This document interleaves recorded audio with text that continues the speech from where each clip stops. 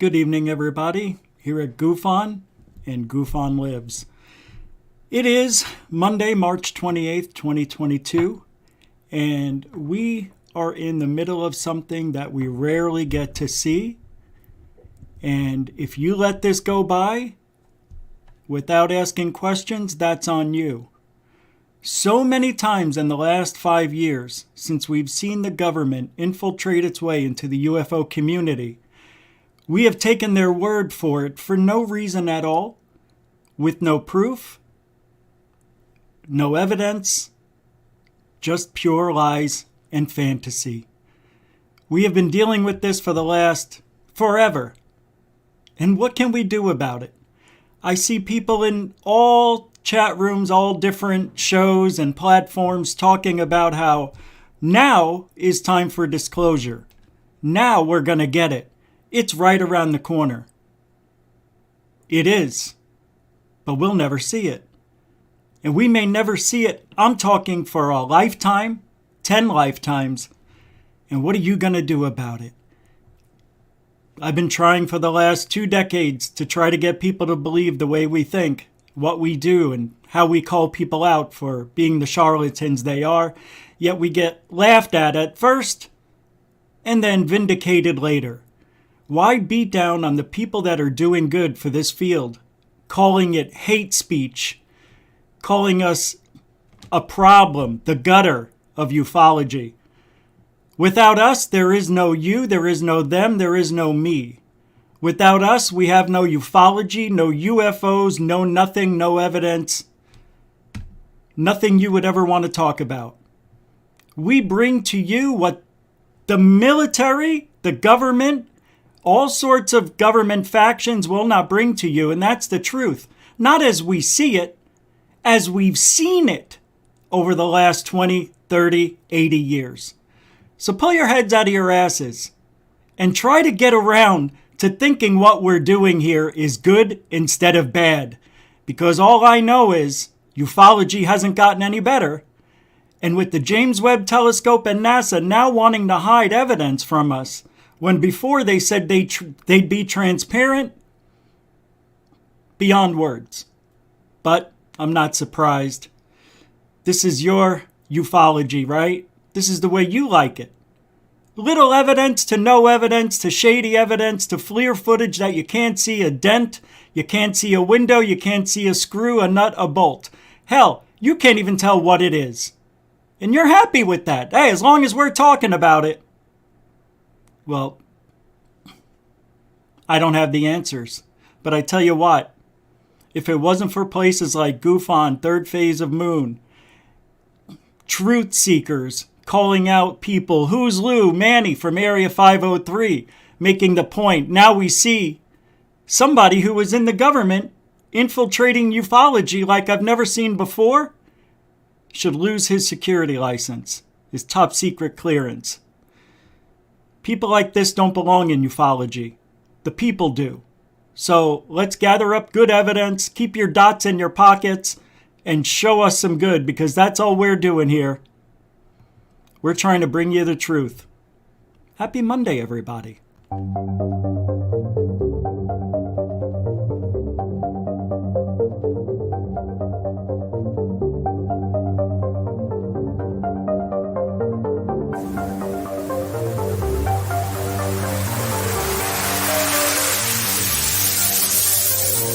There's look at this thing. It's rotating.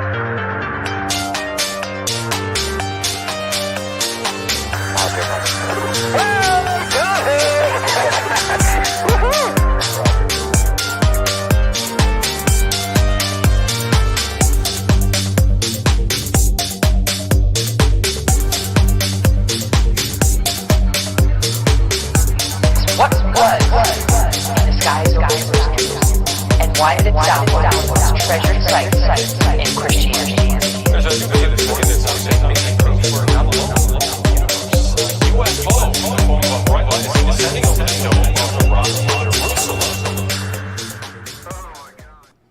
All right. Welcome to GUFON, everybody. It is Monday, March 28th, 2022. How was your weekend, and how do you do? Well, here we are, back in ufology, NASA hiding evidence from us. Oh, yeah, James Webb Telescope, full transparency, except for these 10 predetermined locations that we have to look for the military, special private organizations. We're not going to show you that stuff because it's, top secret. But we'll show you everything else that we want to show you. Ooh, we can't say that. We're going to be transparent about everything. We'll be transparent enough. That's the road we're going down. Again. And we're going to see it again and again and again. My friends, ufology will never change. NASA will not change their spots. Do you understand? We pay them to do this. So don't get mad at them. Be mad at what they said they were going to do and took it away from us. Did they? Yeah, they did. They sure did. And that makes me very angry on a Monday. And I don't like to be angry. You wouldn't like it. Nah, you'd like it. Nah, you wouldn't. Would you? Nah. Ricardo Jimenez with the $2 super chat starting off the show. GUFON rocks. Happy Monday, everyone. Thank you, Ricardo Jimenez. Because you're the first super chat of the day, you get the special doot-doot. Thank you for the first super chat of the day, Ricardo Jimenez with a $2 GUFON rocks. Happy Monday, everyone. Gosh. All over JWT. Happy Monday. Thank you, sir. You're a gentleman, a scholar, and mucho generoso. So, how does that make you feel? We'll talk about it a little bit. And Lou, what are you doing? What? I think, oh my God, I have to go back in the records and say that something's going to happen. Something's going to happen that where Lou is not going to be credible anymore. I said that. I just don't know when. I probably thought it. Yeah, maybe I didn't say it. No, I don't know. I don't like what's going on, but I love what's going on. I don't want him to lose his security clearance because he's, hold on. You pull it up. Because, come on, Richie. Because he's supporting known doxing criminals, supporting harassment campaigns, apparent psychological issues, a little unstable, inability to control anger is one big one we've seen, not in a violent way. Forcefully attacking UFO Twitter community. Forcefully attacking. I don't know what that means, but it sounds bad. Now, if Lou is who he says he is, then he cannot have any one of these characteristics coming out of him. Let me tell you why. That's going according to what Lou said, what it means to have security clearance. Here's his words, not mine. But I have a security clearance, And by the way, let me set something straight here. When you have a security clearance, not only are you required to keep secrets that you have sworn to keep, but you also can't tell a lie, okay? Because that's an indicator of a psychological issue. So the fact that I have a security clearance at the TS level, top secret level, there's something called continuous evaluation, CE. And when you have a certain level of security clearance, you are put into that category and you are continuously monitored.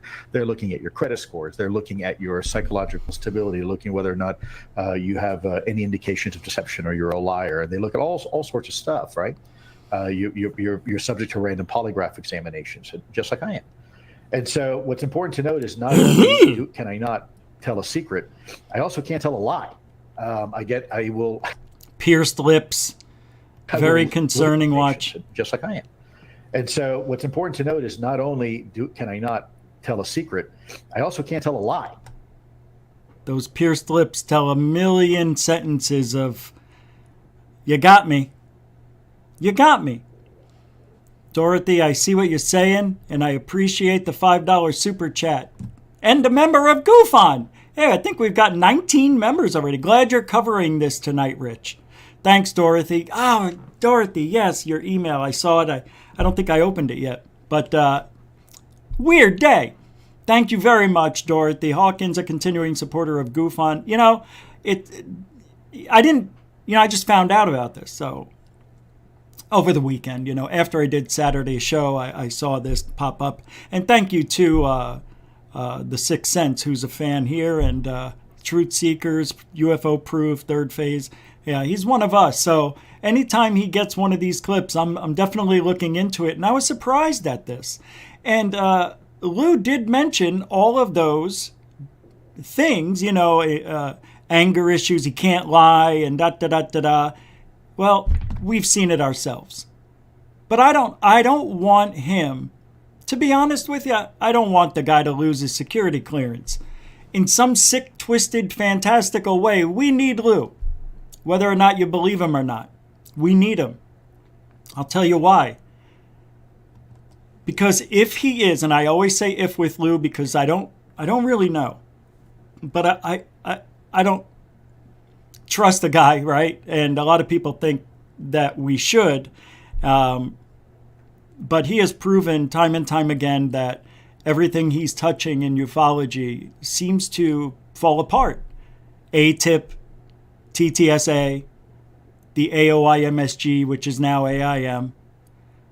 And now he's with the Galileo Project.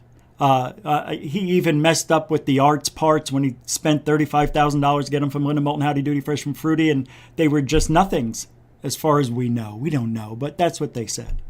So a lot of things this guy touches turns to crap. And it looks like he's working in our favor, but he's really not. Thanks, Dorothy. Continuing supporter of GUFON. Again, if he does lose his security clearance, it would be justified. He literally promoted, without saying it, but by hanging out and associating with people who doxed us, who put personal information and hate speech all over the internet. Thousands of people saw it.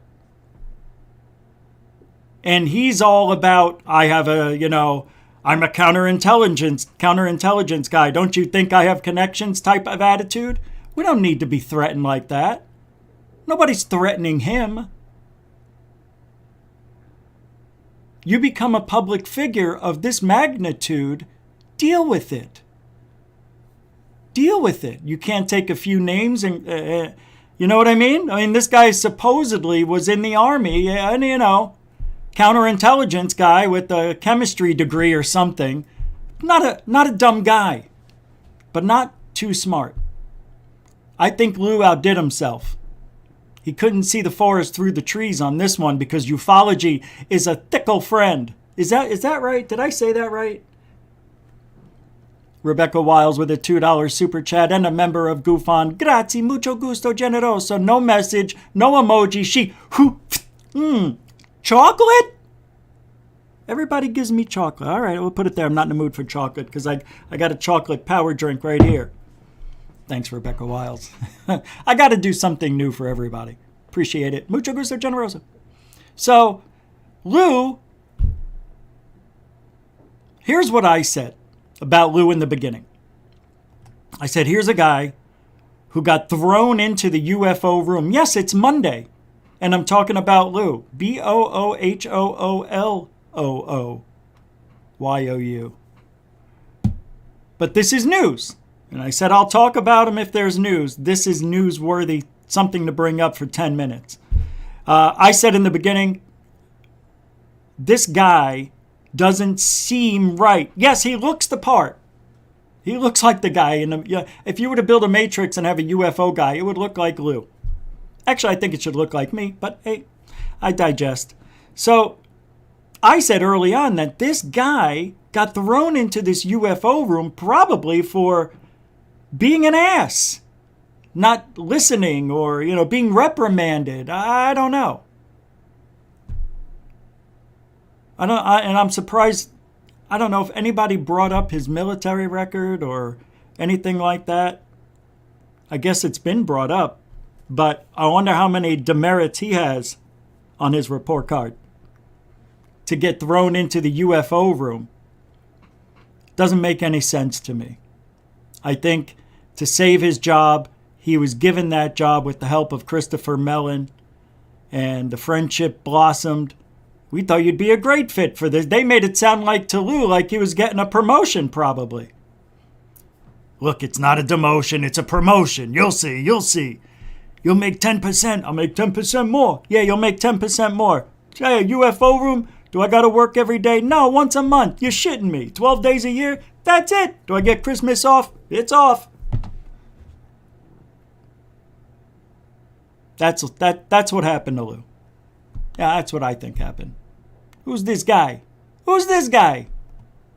Mr. DB Cooper 77 with the $10 super chat.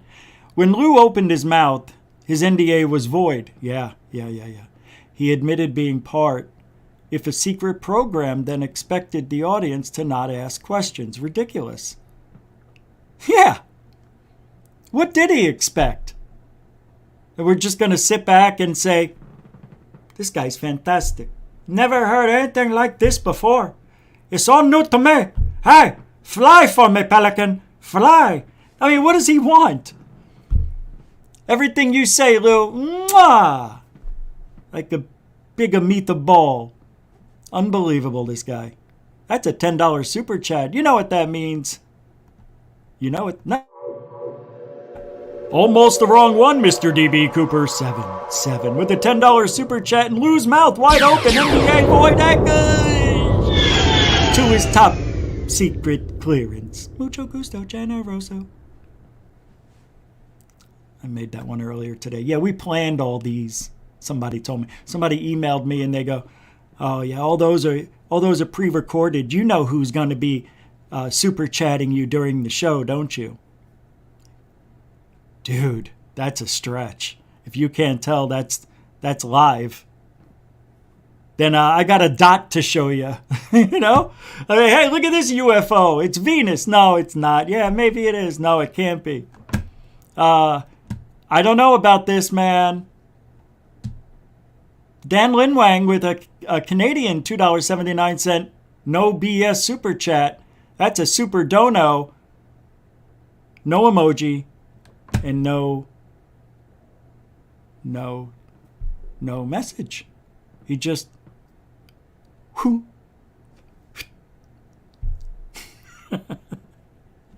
That was so stupid. Thank you very much. I think Dan Ling Wang, you're the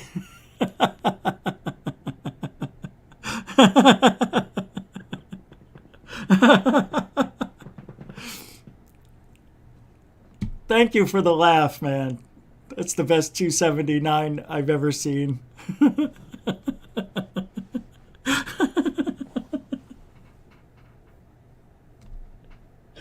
Oh, that was so stupid. Oh, wait, we've got a pre-recorded super chat from Josh and Artemis show. Yep, we did that earlier. Actually, that was yesterday we did this one. See, I just made the lie more real by saying, actually, it was yesterday. That's how you do it. You throw something in there that nobody was expecting, so it sounds more real. Oh, they really did this yesterday when he was off? Yeah, we do them all week. I do them all Sundays. 50 of them we do. Come on. And then I refund everybody. Somebody said, oh, yeah, I know. You give the money right back to the Cousins brothers. I'm like, yeah, they send me $20 in a super chat so I can get 2/3 of it, and then I give them back the 2/3 of, I mean, it makes no sense. You realize YouTube takes their cut, right? Like, that makes no sense. Thank you, Josh and Artemis show. By the way, Andy, the guy with the rubber duck UFO, remember? The DOD guy is going to be back. Well, not back, but he'll be going on the Josh and Artemis show this upcoming Saturday now because there was an Artemis sickness in the family or something like that. I think she had a cold. It wasn't good, but he can only do Saturdays. So, hey, look, at first I was like, no. And now I'm like, well, we got time because that's not going to happen till May 27th when he comes out with those videos, which, by the way, let's roll right into that. Thank you, Josh and Artemis show. Continuing supporter of GUFON. Let's roll right into it. So the James Webb Telescope, NASA, is now putting the kibosh, and I don't know if it is a kibosh. I think I remember it correctly. And damn it, if I would have remembered to look for the clips, I couldn't find them last night, where they said that we're not going to be showing the very first objects that, we have a pre-planned, like the first 100 things they want to take pictures of for like corporate America, maybe, I don't know, the Navy, the Homeland Security, they all have predetermined places for the camera to go to before they get to the transparency part. See, and I remember that. I woke up today and I was like, wait a minute. I remember the James Webb Telescope telling us this anyway.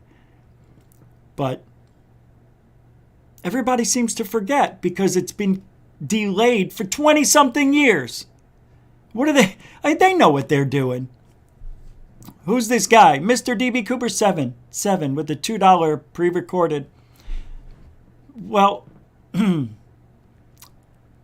pre-recorded ones are when I do the video with it.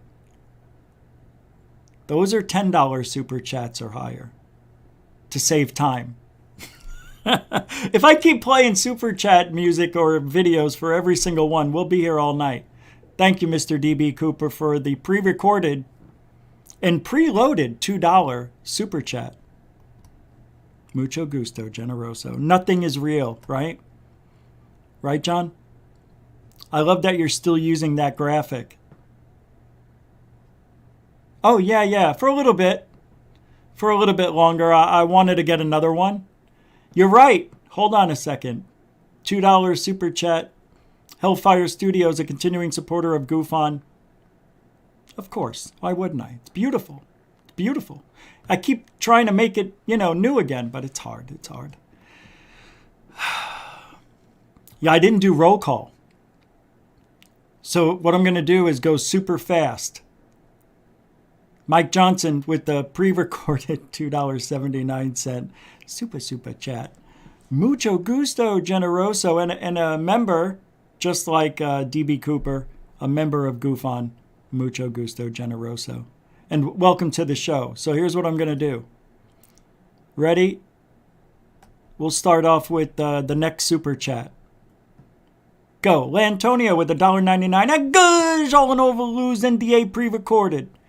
I didn't see that. Thank you very much, Lantonio. How you doing, $2 super chat and a member of GUFON. Welcome to the show. Thank you. Mr. DB Cooper 77, welcome to the show. Euro, welcome to the show. Claudia Aviles, welcome to the show. The Josh and Artemis show, welcome to the show. Euro, already did that. Already did that. Complaziert, welcome to the show. Felicia, the beautiful one, Flores, welcome to the show. The Sixth Sense, welcome to the show. Carrie Rose has its thorn, welcome to the show. Jay Johnson, welcome to the show. Philly, already did it. Who's at the front door? Tim Freestone, who's a member, welcome to the show. Denbub, who's a member, welcome to the show. Sky Allen, who's a member, welcome to the show. Walt Cobbin, who's a member, welcome to the show. Most people in this community are full of shizite, welcome to the show. And a member, Dorothy Hawkins, a member, welcome to the show. Frankie B, welcome to the show. Off-World Adam, welcome to the show. Will Carr, Underham, welcome to the show. Marth D. Truth Searcher, welcome to the show. Coral Ann, I already said it. Say it again, welcome to the show. Tacey Hale, welcome to the show. Louis Ferraro, not Lou Ferrigno, welcome to the show. Stu Gerson, and John Hintz, welcome to the show. That's it. Let's go. Back to the show. See? 7 minutes later. All right. That's it. If I didn't say your name doesn't mean I don't love you. It means I don't have, all day. Paula Faust, welcome to the show. I saw you sneak in. FAP with the $10. I gush all over America. What? Oh, why did I say that?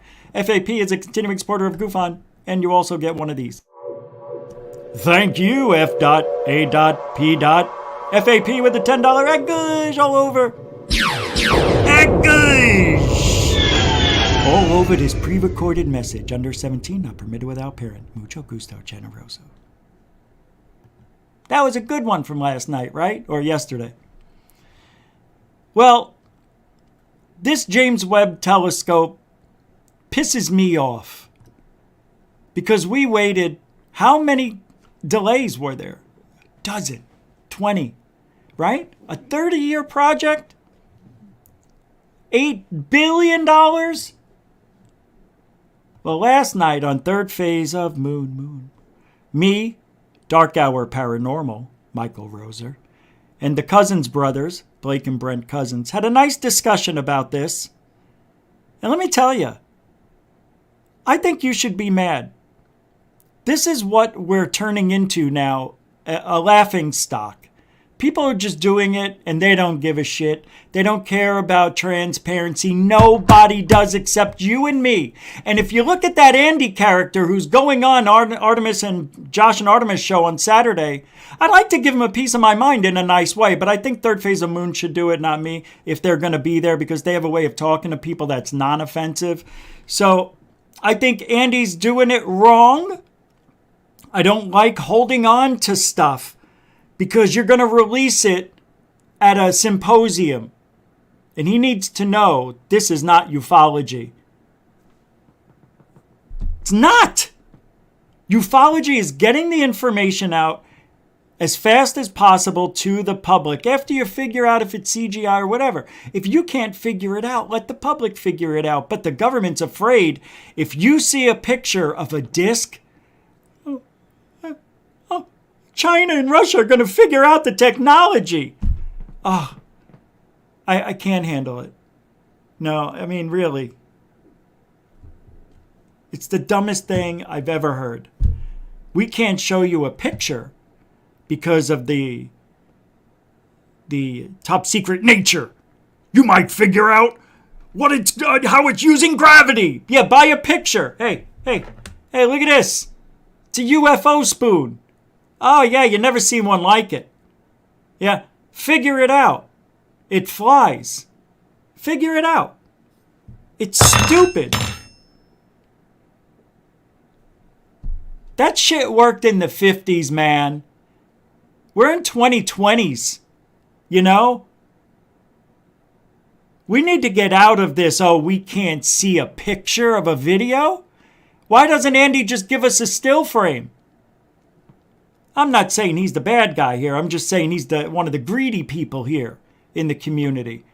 And if that video, because what I heard, and I don't know if it's true, but after that symposium in Utah, after they show it, after they get their thousands and thousands of dollars from the general public, their ticket prices to look at this stuff, it better go public right after. Here's the deal.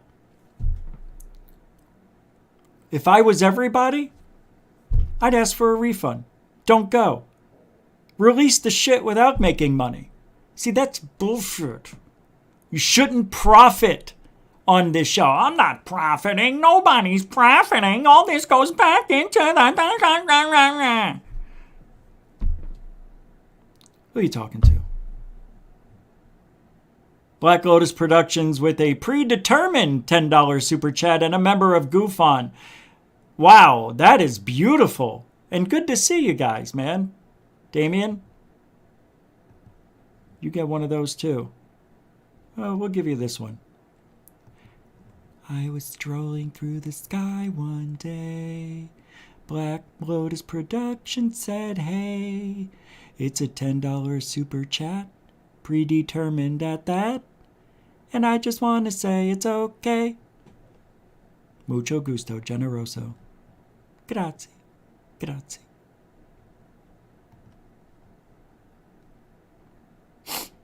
That was, it's just beautiful. That's all. That's all it was. I can't stand this field. But I got to do it. Nope.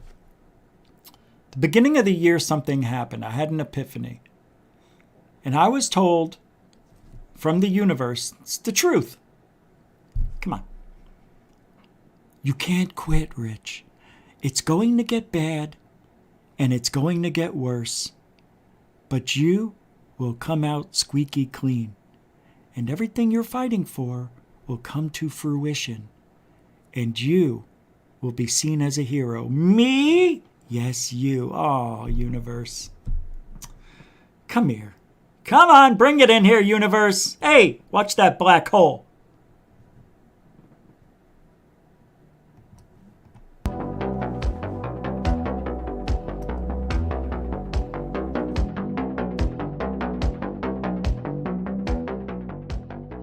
Welcome back to Third Phase of Moon. Blake Cousins here. We got a special report for you tonight. NASA has a lot of explaining to do. Let me tell you, these guys are paid by us, the U.S. citizens, but right now they're admitting that they're keeping secrets from the public. And this is quite incredible because aren't they supposed to be transparent? Again, we are the taxpayers, but right now the James Webb is set to target specific spots in our universe. But right now these targets, quote, have been chosen for super secret first images that will be released. But Jane Rigby, the James Webb Space Telescope Operations Project scientist at NASA, said that during the news conference held earlier this month that, however, these early targets of the observatory are public knowledge. During the news conference, Rigby confirmed that the Webb's first year of science observations are already finalized. So they already have their targets finalized. So this is important, but apparently these selected targets will not be shown to the public at this moment. They're keeping it top secret. And this is coming in from Rigby over there at Webb. So let me ask you, if they're choosing these targets and they're not telling us where exactly these targets are, and they're admittingly telling us that they're not going to tell us what they may find, this is kind of mind-boggling. And that's why we have this panel discussion tonight. We have Richard Giordano from GUFON, including Michael Rozier from Dark Hour Paranormal, and we're going to discuss the implications behind the secrecy of NASA themselves admitting that they're not going to be releasing the information behind their first targets. This is supposed to be the most groundbreaking machine that has ever been designed by humans. It cost $15 billion. And it was supposed to be exciting for us as the public, as they're going to venture out into the universe and reveal secrets that we've never seen or could ever imagine. But right now they're keeping secrets. Pretty much NASA never a straight answer. So let's start it off right now. We've got GUFON with us. You heard about this news. You know, it's been around for a day or so, but after thinking about the bigger picture, what's your speculation on why NASA would keep this a secret from humans or some public? At least the public should know. What's your thoughts on that generally? Well, why would we expect anything less from NASA? That's the question.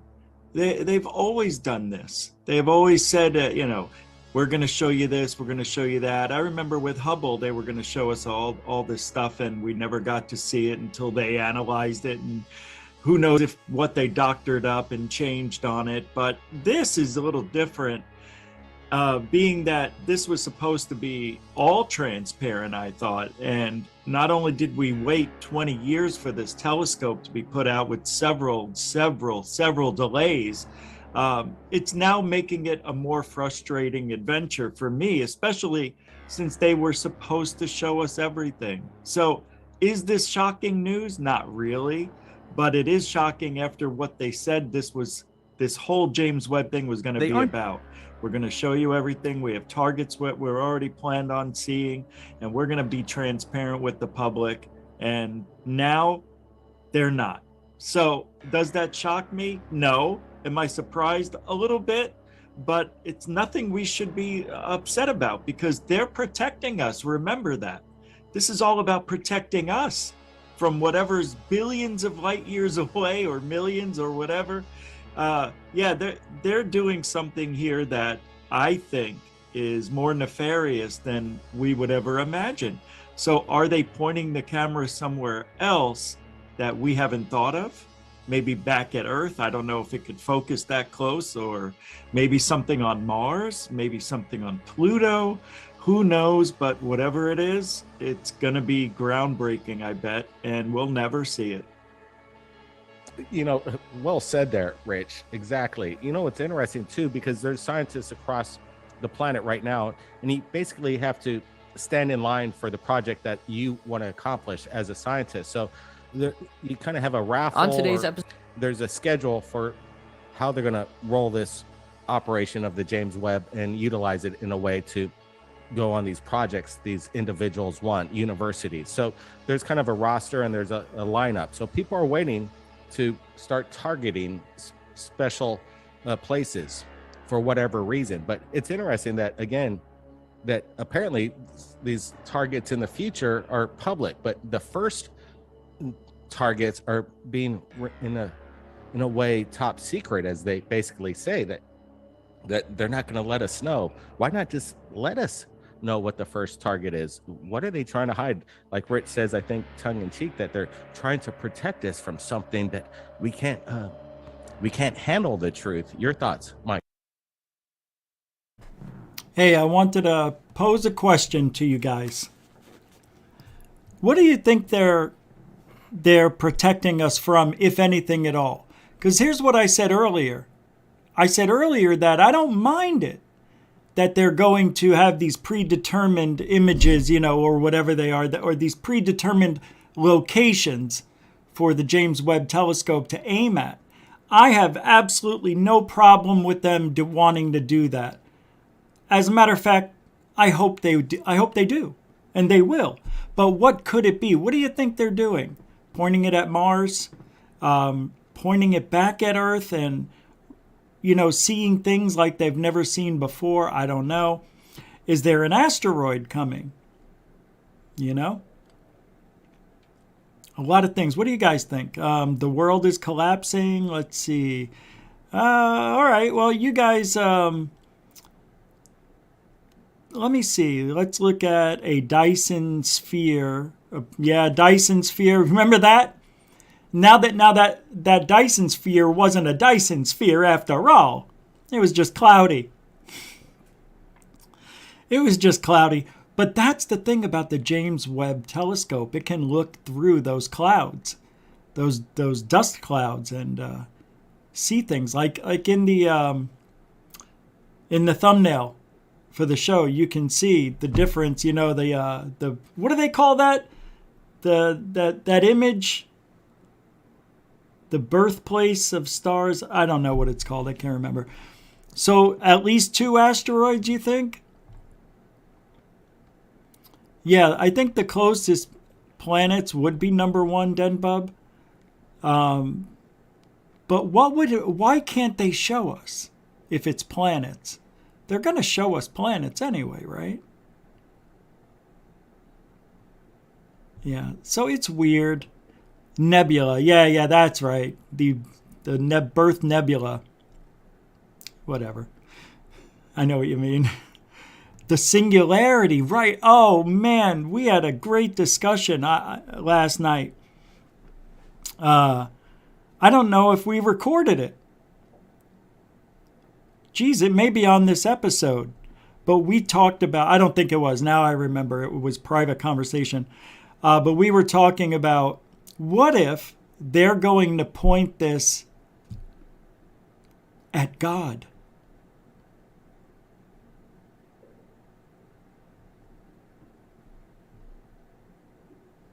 Right? The all-creator. They're going to aim it, and you're going to see huge giants, millions of miles. Like, they're so huge you can't even imagine it. Just throwing out planets and whittling together little alien figures, kind of like a workshop at Santa's Playhouse. Maybe.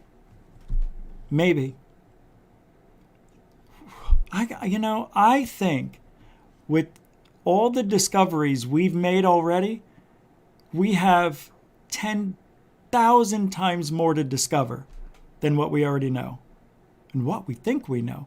We don't know everything. Even though we're looking at it, with the Hubble and now the James Webb, until you get there, you just don't know. They thought Pluto was totally different and were shocked to see what it looked like when the satellite got there, flew by, whatever. So I'll continue with this because it is an interesting, like a black hole maybe, okay. Eric 81872, God is us. I'm on your page with that. You know why? I think God could be us. Because if God made man in his own image, you and everybody, man in general means women too, then we should have those powers like a God. No? Because the law of attraction, my right hand to God. I look, I don't know if it's because I'm imagining it or believing in it too much, but it really works. And I'm going to try something so impossible to see if it works for me again. I thought I did the impossible already. I thought, and it worked. So if we have the ability to create things from thoughts, that's godlike. Yeah, let's get back to this. Now, Michael was just asked a question, and I don't remember what it was. I thought I would remember. Let's go back. That apparently these targets in the future are public, but the first targets are being in a way top secret, as they basically say that they're not going to let us know. Why not just let us know what the first target is? What are they trying to hide? Like Rich says, I think tongue in cheek, that they're trying to protect us from something that we can't handle the truth. Your thoughts, Michael? You know, hearing this news that there was some sort of decision made not to divulge the targets or even what may be seen on these targets is incredibly disheartening, very much for the reason both of you have already mentioned, and that is this is supposed to be a very transparent endeavor. You know, one of the things that was often spoke about when bringing up the James That's Webb the funniest telescope comment of the year right there. Humanity's next big move off into this final frontier. If it was to benefit all of humanity when we had that narrative, fine and dandy, but unfortunately it looks like it's only going to, at least immediately, temper the very few. And this is unfortunately a pattern we have seen so many times with these organizations who do have the control and technology to propel themselves into areas the common man cannot. So, you know, when we look at James Webb Telescope and this decision that's being made, it really breaks my heart, and even worse, lends a bit of distrust, because this was sort of the worst fear. You're supposed to be this endeavor of the people, and yet as soon as you get out there, everything gets hushed up and covered as if it's some sort of secret that needs to stay nebulous. It's really a bad thing, I think, in way of what we're looking at image-wise. And moving forward, it's nice to have the promise that these targets may be identified later in the future. But, I mean, we don't really know what they're doing with them prior to, or if we're going to actually hear about the actual targets that they're using. They very well could use some sort of stand-in at that point in time. Absolutely. It's kind of, again, disheartening that we spent all this money and they built up this excitement around the whole thing, and everybody's waiting for these images to come out, and the first targets. You know, I'm a little confused. I'm a little confused, and I forgot to start off this way, but better late than never, as they say. Let me show you something. We've already gotten images from the James Webb Telescope, so I don't see what the gripe is now. Look at this. First real images from James Webb Telescope are here. This was March 23rd. Episode, we are getting into the latest space news, including the fully aligned James Webb Space Telescope surpassing expectations. NASA's SLS rocket finally rolls out to the launch pad, while a fully stacked Starship undergoes its first integrated cryoproof, and the search for life on Mars is put on hold by the war in Ukraine. So, let's get going. This is the Space Race. The first ever in-focus high-resolution infrared image from the James Webb Space Telescope has been released by NASA. This is a major milestone in the ongoing saga of this next-generation telescope that orbits around the L2 Lagrange point beyond Earth's moon. NASA... Right? Isn't this these are the first images, right? Well, it's an evaluation image, but still, okay, yes, it's not part of the program, I guess. This is just testing it. Got it. So we really haven't gotten the first planned images yet. These are just making sure the telescope's working. Ah, okay. I see, said the blind man. James, yep, that's what it is. Okay. Okay.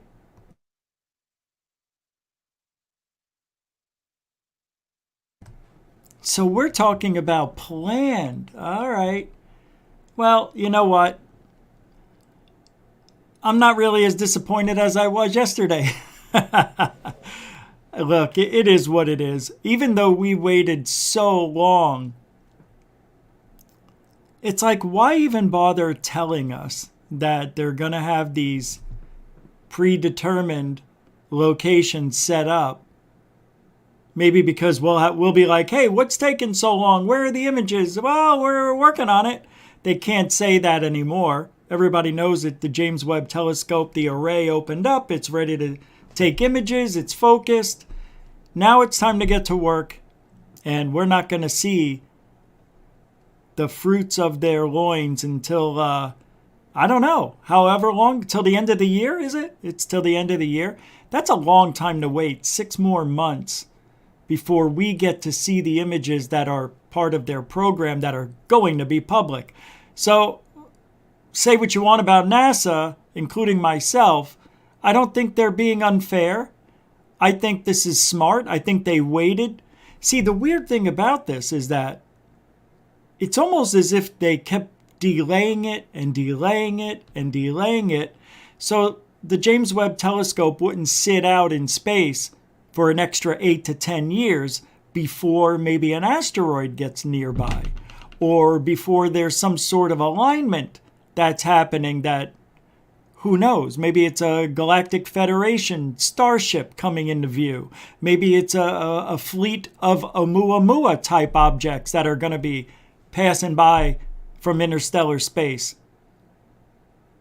But we would know about that, right? Because that evidence would be that would be transparent. That would be something we would know about. But if there was a fleet of Oumuamua objects coming this way, that might raise a few hairs on the back of your head there.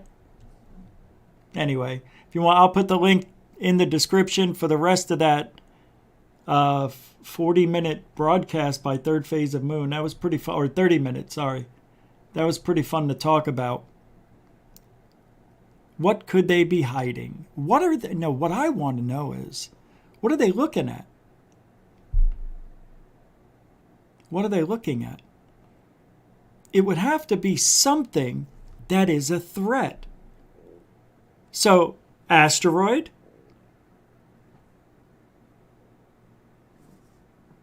Aliens?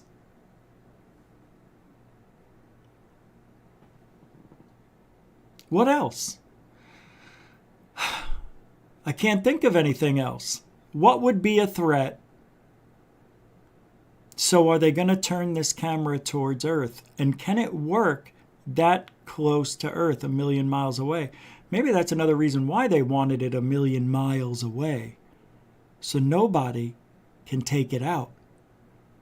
Oh, shoot. So China and or Russia have a hard time wiping out the James Webb Telescope if we ever got in, war. That's interesting. Interesting. I'm surprised I didn't think about that until now. That would be a safe satellite. Or telescope. Same thing. It's a satellite because it's around orbit, but interesting. Very, very interesting. What's that? One more thing? All right, let's listen to one more clip from there, because I like this part of the interview, if I remember correctly. One more clip. They're not telling us what kind of target they're specifying. What's their reasoning behind these certain targets? And the secrecy behind it is, again, very curious, especially at this time when we have this paperwork being redacted from the Congress and these FOIA requests, and seeing this being redacted so harshly. I'm just wondering if the Galileo project will be so going down, if they go down this road, because the Galileo project, from what we know and from the sources that work inside there, say that they want to be as transparent as possible. The whole idea when we interviewed Avi that everything was going to be transparent. No. But, man, could you imagine if Avi goes down this road? Is there going to be a trust factor with them as well as NASA? And we might have to have some issues with the Galileo if they pull these kind of tricks about saying they're not going to tell us top secret. They're going to keep it a secret as well. It'd be disheartening if Galileo goes down this road. Can't trust them. They will. I obviously, I say that obviously. It's not obvious to some people, but with certain people now being a part of that Galileo project, I'm worried that Avi Loeb and the rest of them are going to be told not to release certain information, certain photos, certain things, whatever they capture. And if they capture anything, but it scares me because there's people that are in the organization that were once part of the government, still are, and now they're part of the People's Project. The Galileo Project is what I like to call it, the People's Project, because that's what it's supposed to be. It's supposed to be transparent, and it's supposed to be, they're going to find something, and then they're going to verify it with other sources, and then they're going to, disseminate it to the public. Well, I don't think so. I think he's going to go down the same road that all astronomers have gone down before, and the government's going to silence it. If they find anything that's worthy of silencing them on, like what could they find? Will they? Yep, that's it. Avi Loeb is screwed. The Galileo project is infiltrated with people that are still attached to the government. You can't deny it. You know who they are. They need to be released. There's no reason for Lou Elizondo to be a part of the Galileo project. No reason. None. I should be a part of it. But I don't have government connections. Or don't I? You always keep your best card hidden.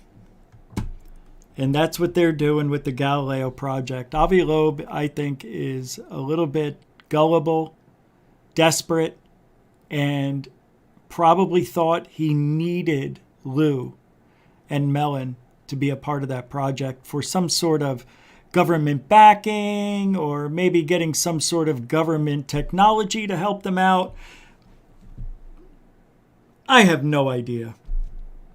That Galileo project's going to fail before it gets started. Mark my words. And when they do start the Galileo project, whenever it does get started, if it gets started, Avi Loeb thinks in 2 years they're going to find something, and I've said it many times, they might, but it's not going to be what they think it is. They're going to be all excited, just like with the WOW signal in 75 or 77 when SETI first started. And they're going to find out it's nothing, but they'll get funding. They'll get what they need. I don't see how that project's going to be up and running within a year. Fully 100 telescopes all around it's going to be $100 million project. Where are they going to get that type of money? Oh. Yeah. From the guy who should lose his top secret clearance. No, I don't know if it's from him, but maybe there's some connection there. I don't like it. So I talked about Lou again to start off the show. Not only did I talk about Lou, I talked about the non-transparency. We're going to see that with the Galileo project because of people like Lou. But he's in a lot of trouble. I think he should watch what he says a little better. As a matter of fact, it's probably too late for him. I think he's done enough damage that he will lose his top security clearance. And that is for these reasons here. And this comes from the Sixth Sense on Twitter. Could Lou Elizondo lose his top secret DOD security clearance as a result of supporting known supporting known doxing criminals, supporting harassment campaigns, maybe psychological issues, a little bit unstable, stability there, inability to control anger, that goes hand in hand with the one right above it, forcefully attacking UFO Twitter community. These are really bad. Lou's done things that I have never done. And you would think that that would be me up there. That I should lose this and lose that. But, I'm not as important as Lou. I don't have top secret security clearance where here's what Lou said is a responsible person. What a responsible person looks like who has top security clearance. But I have a security clearance, And by the way, let me set something straight here. When you have a security clearance, not only are you required to keep secrets that you have sworn to keep, but you also can't tell a lie, okay? Because that's an indicator of a psychological issue. We don't know if he's told a lie. So the fact that I have a security clearance... But they forgot to put one of those things up there, his other sock accounts, making believe he's somebody who he isn't. Making believe he's somebody else with a fake Twitter account, fake YouTube account, fake Facebook account, fake everything account. He thinks he knows what he's doing. He may know what he's doing, but he's making mistakes. He should have never, ever told anybody about that. At the TS. See, he wants to be seen as a tough guy. That's what he wants. This is the uncontrollable part of Lou that I've always talked about. This is the part where he's got a short fuse. We've seen it on Sold Out Radio. We've seen him talk on The Fist. This is somebody who wants people to believe he's powerful, strong, intimidating, typical enforcer of the government. He is living in a world that isn't real to you or I. He lives in a military world. He lives in a world where everybody's guilty, everybody's lying.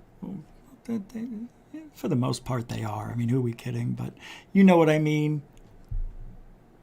He's got more trust issues than I do. And I've got a lot of them. Level, top secret level. There's something called continuous evaluation, CE. And when you have a certain level of security clearance, you are put into that category and you are continuously monitored. They're looking at your credit scores. They're looking at your psychological stability, looking whether or not you have any indications of deception. So how did he keep his credit score so high with losing business after business? And I don't know if there was a bankruptcy in there, but I don't know how he kept his credit score showing that he's stable enough to not ruin his credit by overspending. That's a personality. What is it? Not a disorder, but it's almost like an addict. People who get a credit card to buy something they can't afford because they want it. They don't have the ability to control themselves. That's that guy. That's that guy. That's Lou. Mr. DB Cooper 77 with the $5 member super chat. How do we even claim NDA when you already told the biggest secret? What did he say? Mr. DB Cooper? What did he say? What is the biggest secret that I don't know, that the aliens are here? That they don't know what they are, they just know that they are, that they could be a part of the earth, like some biological machine? Is that what you're saying? Is that what we're talking about? Is that the biggest secret? I need to know, Mr. DB Cooper. I'm confused with that super chat. Mucho gusto generoso. It's interesting. or you're a liar. And they look at all sorts of stuff, right? You're subject to random polygraph examinations, just like I am. And so what? Just like I am. Just like me. Just like I am. See the eyebrows go up. He wants you to believe him so badly, see? Showing excitement. Just like I am. Please trust me. Just like me. Just like me. Just like me. Just like I am. And so what's important to note is not only can I not tell a secret, I also can't tell a lie.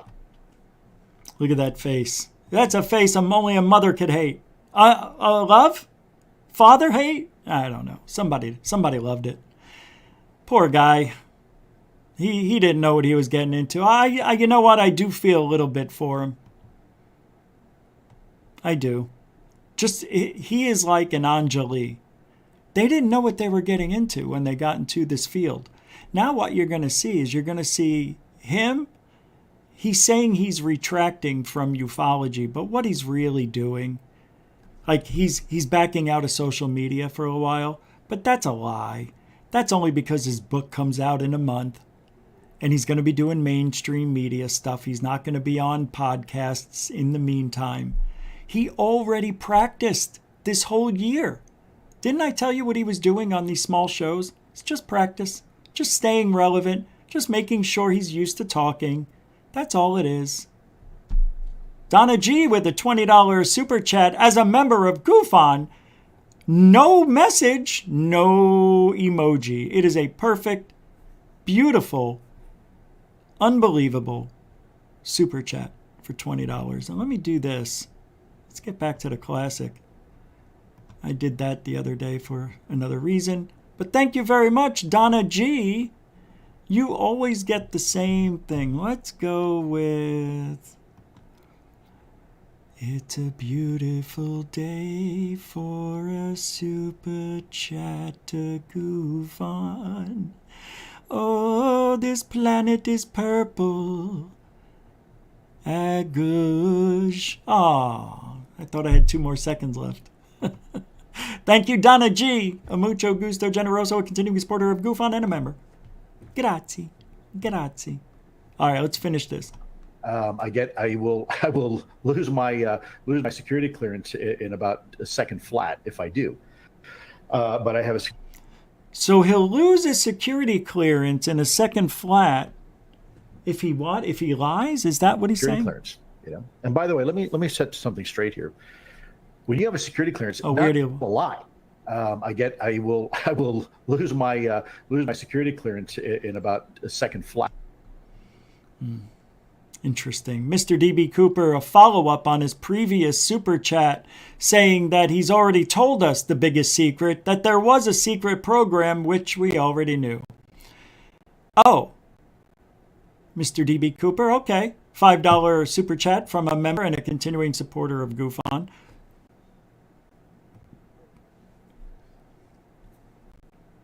You know?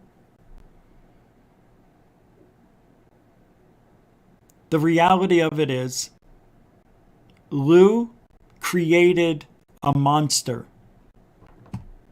Several of them. Because these people, like the Fist and others, you know who they are. The UCR. Those people gave Lou the platform that he needed to rile up everything in the UFO community by talking about how I'm a counterintelligence agent. I'm a counterintelligence agent. Don't you think I know? Don't you think I have ways that I could find out about people? And we have found out about people, he says. And he was proud to say it, that we've got people who are criminals, who abuse their wives and have parking tickets and DUIs. Oh, the sky is falling. And Lou says, and it's going to be out there for you to see it. Man, I have never done that. What a scumbag. What a scumbag. To just say that. I would never even say that. And nobody's really attacking the guy.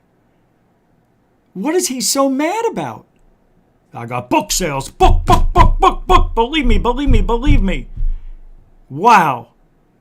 Yeah, you know what? I want him to lose that top security clearance. Whatever. I think he should. I think it's time. And let me just tell you this. It wouldn't surprise me if Lou leaves ufology altogether.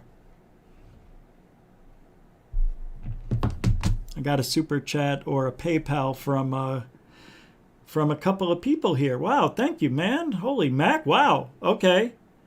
Dennis with 3333. Holy mackerel. In some sick, twisted, fantastically way, 100% we need you. Rich Brooder, since I found you and this extraordinary great chat, it did enlighten my dark shadow days ever since. Dankeschön, Brooder. Please stick with those few that are real ones, 100%, to hunt them down. Sean Grube, as Frankfurt, amen. 100% GUFON gang, 100%. That was beautiful. I don't even know what I said on parts of that, but hell, Dankeschön. Bruder? I think that means brother, right? Man, that was awesome. Who's this? Hey, and Nathan, $3.21, predetermined, pre-recorded, and psychically predicted PayPal donation. Wow. Well, I'm not supposed to say that. Why'd I read that? That's right. For those of you who got here late, everything we do here has been predetermined. Like, all the super chats that we get. I pay everybody back. I refund them all. I lose 30% and give everybody back 63% of what they gave me. Yeah, that sounds smart. I pre-recorded the messages. Mucho gusto, generoso. Everything's done earlier. I know when all the super chats are coming in. It's all predetermined. That's right. Everything's planned over here. That's how smart I am. Good God. Can you imagine the work that would go into something like that? No, that's not me. It ain't me. It ain't easy being cheesy. And I know a lot of you send emails over the weekend. I'm getting back to them tonight, tomorrow. It just wasn't I know. There's so many good emails, though. And we're going to incorporate those into the show. Somehow, some way. Because there's some good things you guys sent me.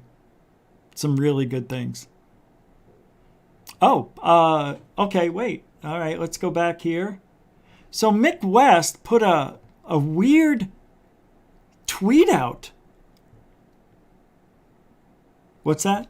Oh, Lou? Yeah, he should lose his thing. That's what I said. He should lose his security clearance. That's it. I didn't want to talk about it all night. Look at this. What do you think of Stephen Greer? 19.3% unfamiliar with him.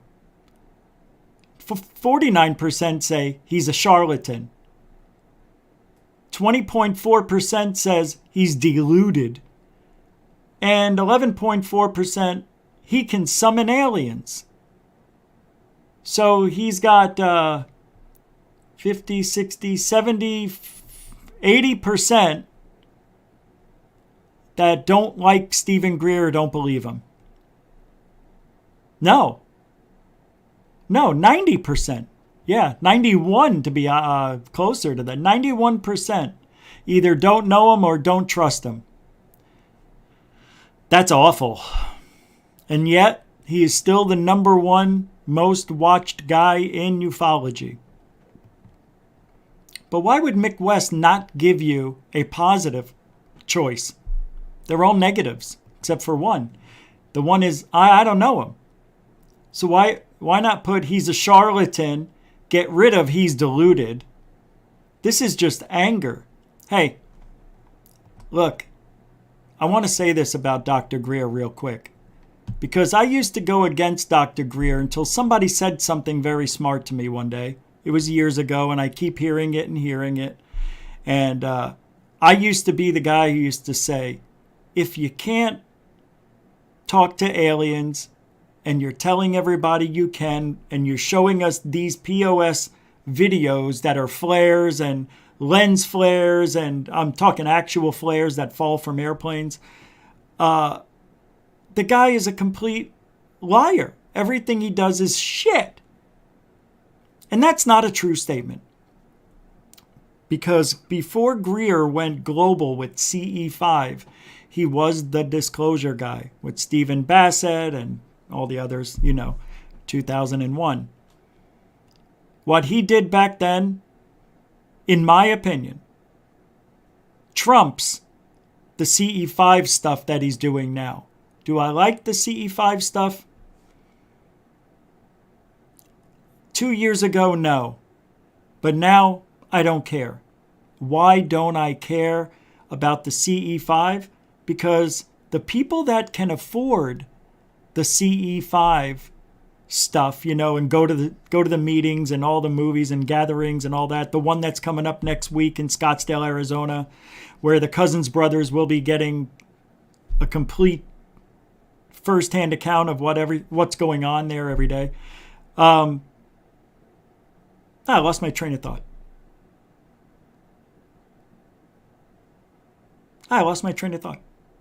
But anyway, that shouldn't delete everything that he's done for disclosure. And what he's done for disclosure, I think, is more than the top 20 people in the field combined. I think he's done more. Now, with that being said,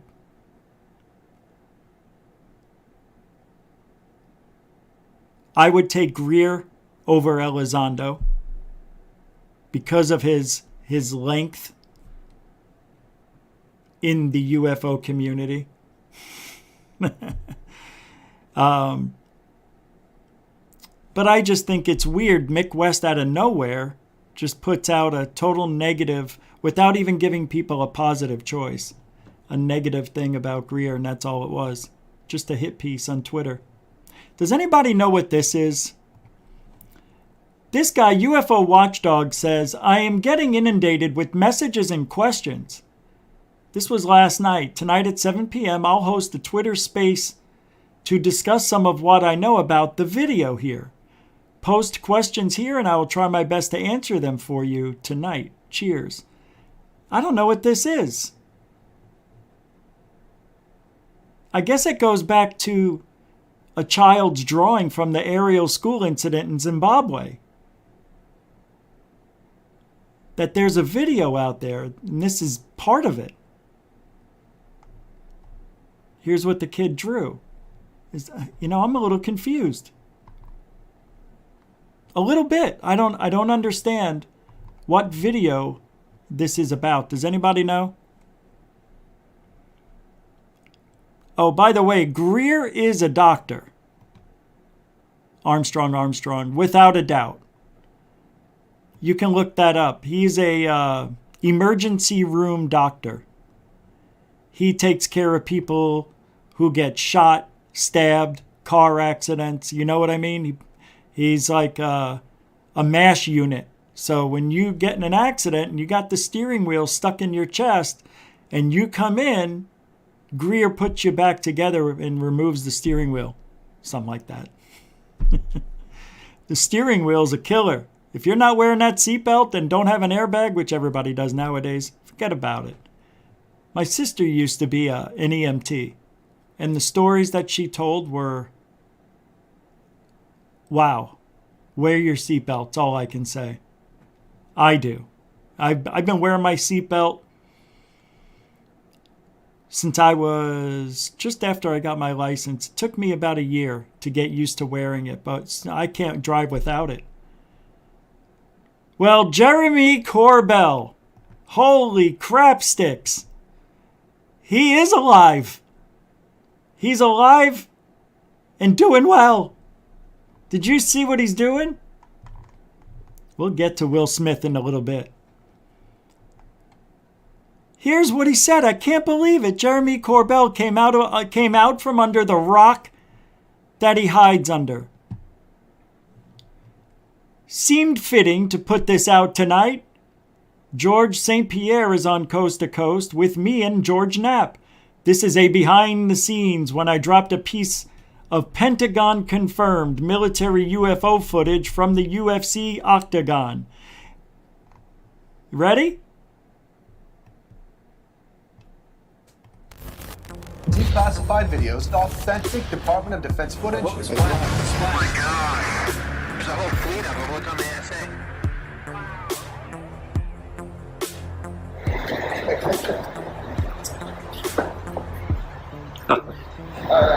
Permission to speak freely. UFO footage filmed by our military.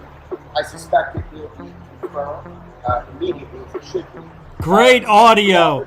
This is a professional filmmaker.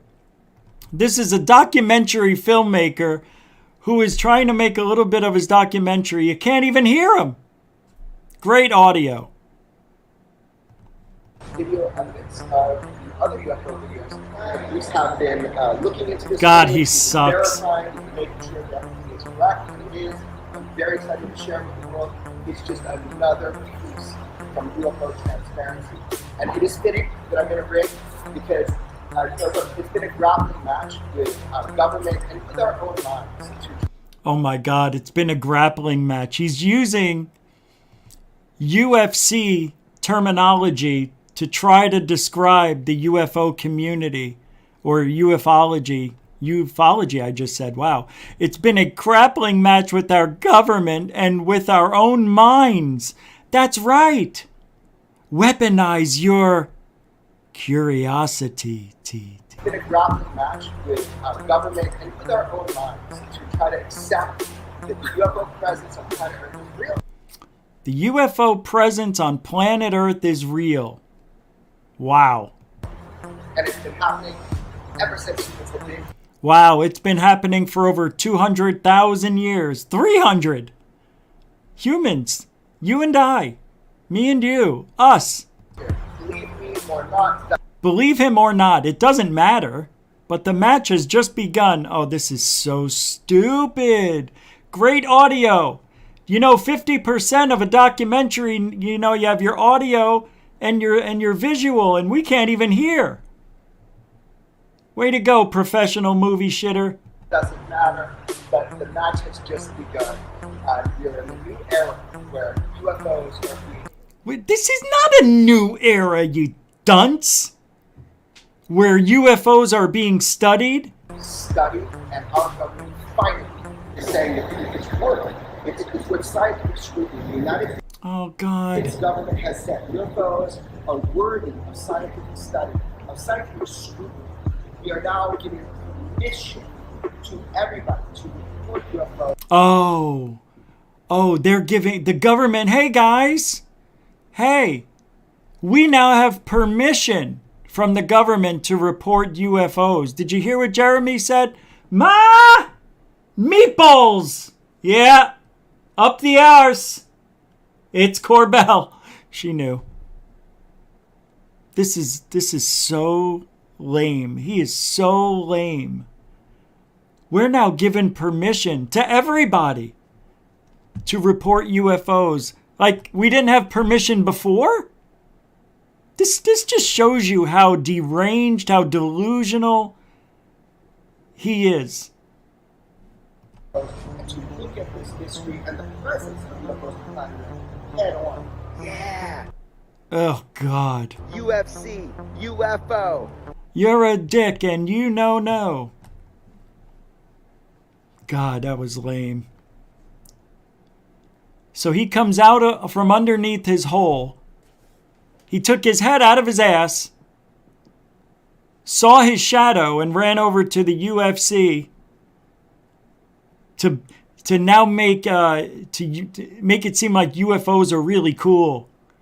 Hey man, UFOs in the UFC. Haha, you see the connection? UFO, UFC. Haha, it's so close. They should be buddies. God, I hate that guy. These things could be. So Red Rum Joe says about Lou Elizondo again. Does anybody think he's lying about this? I know it's not proof of anything, but use your judgment here. You think we'll learn about this or get it confirmed in a FOIA anytime soon? A FOIA is a Freedom of Information Act on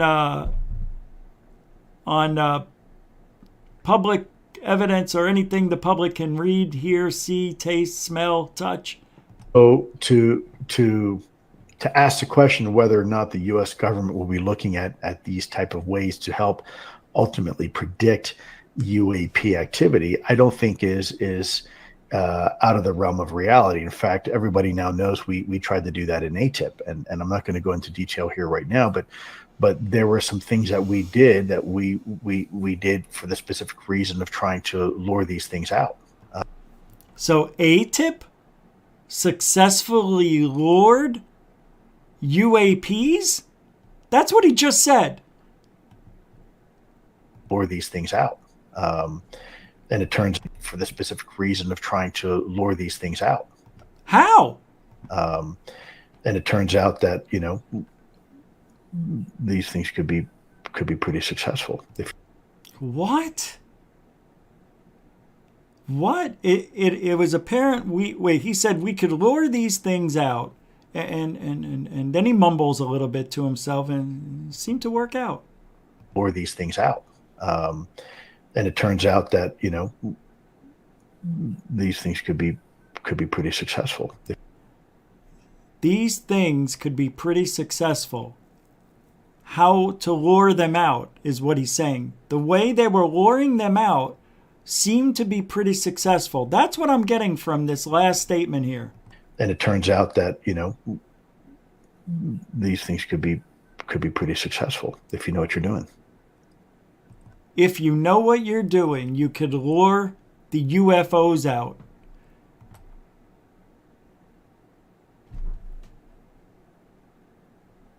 How? Talk to them? He's an amazing man. No, he is. He's got his finger on the heartbeat of ufology. He really knows. No, he's good. Yesterday's date, a mysterious UFO encounter reportedly took place at Ramstein Air Force Base in Germany. An object traveling at Mach 2 speed inexplicably changed appearances mid-flight, yet exhibited no signs of propulsion. The incident was ruled unknown in the Project Blue Book case files. Wow. Traveling at Mach 2 changed appearances. See, this is something I always thought was bullshit. Because how? Jose Sanchez sent me that. Thank you for that. Here is Where Do UFOs Come From? 1967, Retro Focus, ABC News Australia. You have got to see this. This shows you how far we've come. Or how far backwards we're going.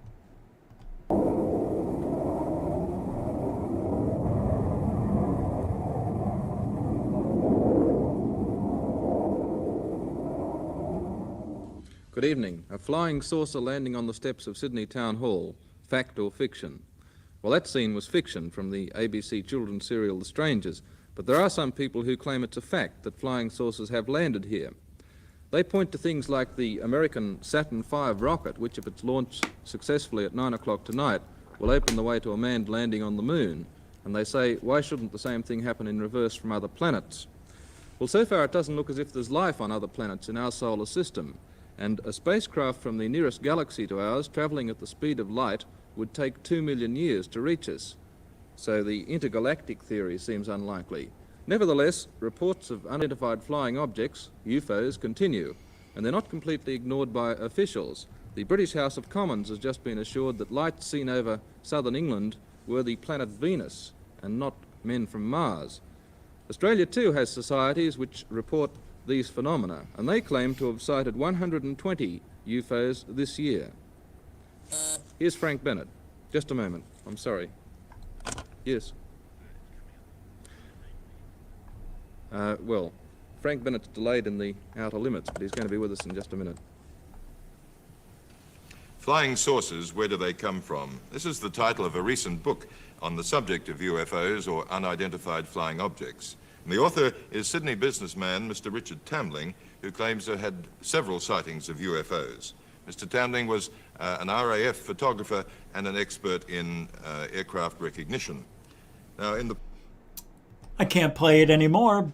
I got lost watching it. So interesting how they talked about things back then. That was a year before I was born. Holy shite.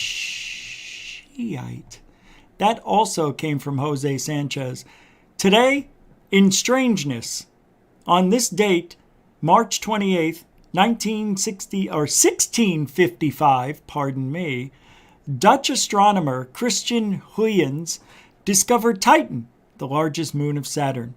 In recent years, the orange moon, which is bigger than the planet Mercury, has been found to have lakes of hydrocarbons. In 1916, Ishi, the last surviving member of the Yahi tribe of American Indians, died from tuberculosis on this date in 1916. Today in High Strangeness, from Jose Sanchez. Thank you, Jose.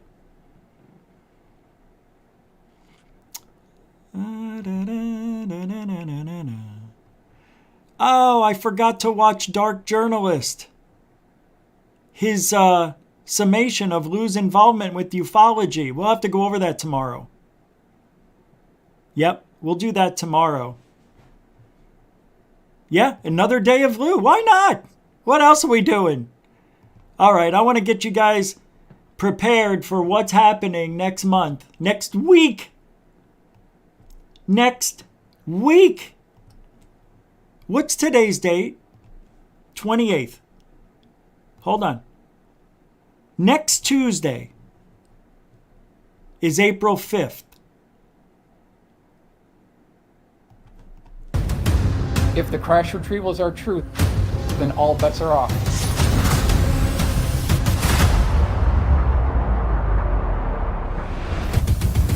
It's very hard for people to get their minds around where the real power is. And it's not at 1600 Pennsylvania Avenue. The reality is something much more stark. They've been working on this for 60, 70, perhaps 80 years. The reason why the government is talking about these UFOs now, they're getting ready for the next level of war. Are these objects a national security concern? They're proffering a narrative of a national security threat that doesn't exist. I call them alien reproduction vehicles. They're made by private corporations somewhere on this planet. Technology from Roswell from 1947 has largely been held back from us. Portal technology, teleportation, whatever you can imagine, it's already been done. The biggest secrets are not the zero-point energy and electrogravitics. It's the science of consciousness. All their communication systems are moving through the consciousness field and are thought actuated. The people at the CIA call it WSFM, weird science and frickin' magic. The transdimensional interstellar technology will benefit humanity. There has been tremendous disinformation. The media is keeping secrets with the government. These are lethal, vicious people. And I'm focused on exposing the extraordinary technologies that they want to keep secret. No aspect of life on Earth will be unaffected by it.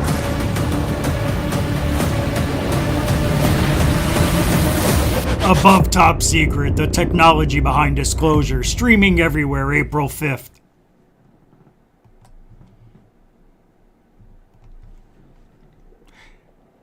People who have seen this movie are saying it's the best documentary about UFOs they've seen in a decade. That's That's amazing. And the pre-order is through the roof. People are real excited about this, and rightfully so. This documentary is going to blow you away. Blow you away. It's going to make you angry. You'll be angry when you're watching it. I promise you that. But, you know, I'm all part of the message, so I dig it. You know, I'm a little biased, I have to admit, but I know a good movie compared to a bad one. But when we talk about the James Webb Telescope, what I want them to find are things that we've never seen before. And they're going to do that. But I'm talking groundbreaking stuff. I'm talking, I want to see a civilization on another planet. We won't see that. We won't see that ever. But if we just go back in history and look at the things that were on our planet and that are still around to this day, being discovered all the time. New discoveries happening every week, every day, pretty much. In the jungles of, Africa? Under the sands of Iwo Jima? No. Where is it? Egypt? There's just so much. Machu Picchu, Tegucigalpa. But I like things that they're finding in, like, I'll play this little clip. This is a good one from Joe Rogan. This is the man, one of the men who you could rely on in ufology. Hey, Brian Kegler with a $5, whatever happened to Dr. Greer's 0-point energy program he promised? Yeah, maybe he gave it to... Who's that guy? David Wilcock. Why am I green? Why am I green tonight? It's so weird. Yeah, I've had this green tint all over me tonight, and there's nothing green. I know that's popped up, but let's see something here. Nope, I'm still green. It's weird. God, I look terrible. What are you going to do? I'm a member. Thank you, Brian Kegler. I don't know. That's a great question. I'll have to ask the Cousins brothers to ask him. Whatever happened to that 0-point energy program he promised? Well, yeah, maybe he got, what do they call that? Blackballed, whiteballed? I don't know, but he got bald. And it probably got shut down at every turn, every nook and cranny, every corner. Thanks for the $5 super chat, Mr. Kegler, who is a continuing supporter of GUFON. But I hope we get to have new discoveries from James Webb. But if we stay on our own planet, there are discoveries still happening. Of the King's Chamber in the Great Pyramid are 5 further chambers. And these chambers are roofed and floored with granite beams that weigh about 70 tons each. 70-ton beam is equivalent in weight to 35 large SUVs. There are hundreds of them. These 70-ton granite beams have been elevated to a height of more than 350 feet above the ground and carefully and precisely placed in position. It is very hard for archaeologists to explain how that was done. You can say, oh, perhaps they built a ramp and hauled the stones up the ramp. But then you have to confront basic laws of physics. You can't haul a stone weighing tens of tons up a slope that exceeds 10 degrees. Then you start doing the calculation. How long a ramp do I need with a 10-degree slope to get to 350 feet above the ground? And the answer is you need a fucking long ramp. Above the King's Chamber. You need a ramp about a mile long, right? 5,265 feet. Isn't that a mile? That's a long way. It's a long way. All right, let's talk about this for... Oh, wait a second. One more thing I want to play before we get to Will Smith. Because I think it's funny. Yeah. Big hypocrisy. Will Smith. He's a jackass. Remember... The water-powered car. Do you remember this guy? I know some of you were alive like me when I saw this guy on TV. It was on the news in Arizona about this guy with a cup or a thimble-sized water from the tap, was able to go from one side of the country to another. I don't know. Here it is, but they killed him. There was a video that was circulating That's the many guy. years ago about a guy who created a car that runs on water. And then this car that ran on water, I mean, he apparently had a viable engine and it was really working. And then he had a heart attack. And as he was dying, he was saying, "They killed me. They killed me." And then he died. Nobody heard from the water engine again. Meyer said that his invention could do what physicists say is impossible, turn water into hydrogen fuel efficiently enough to drive his dune buggy cross-country on 20 gallons straight from the tap. Wow. He took a sip of cranberry juice, then he grabbed his neck, bolted out the door, dropped to his knees, and vomited violently. I ran outside and asked him what's wrong. His brother Stephen Meyer recalled. He said, "They poisoned me." That was his dying declaration. Do you remember there was a... That sucks. I remember that. They poisoned me. He got it out. He knew it. And that car, on 20 gallons, that dune buggy could go across country, 2,700 miles on 20 gallons of water from the tap. Think about where we would be right now. Now, if it's tap water, well, that's drinking water. Do you realize how much water we would use to power cars? We would be out of water, drinking water. I don't know. But maybe you could use the water from the ocean and, what do they call, desalutation? Something when you get rid of the salt in the... I don't think it would work the same, but I don't know. Can't you just boil that stuff away and whatever's left is good drinking water? It doesn't work like that, right? It's weird. With all the water, 80% of water all over the world, we can't... 80% of the earth is water. 70? Well, whatever. It's awful. Just awful. Oh, I thought I would be able to play something here.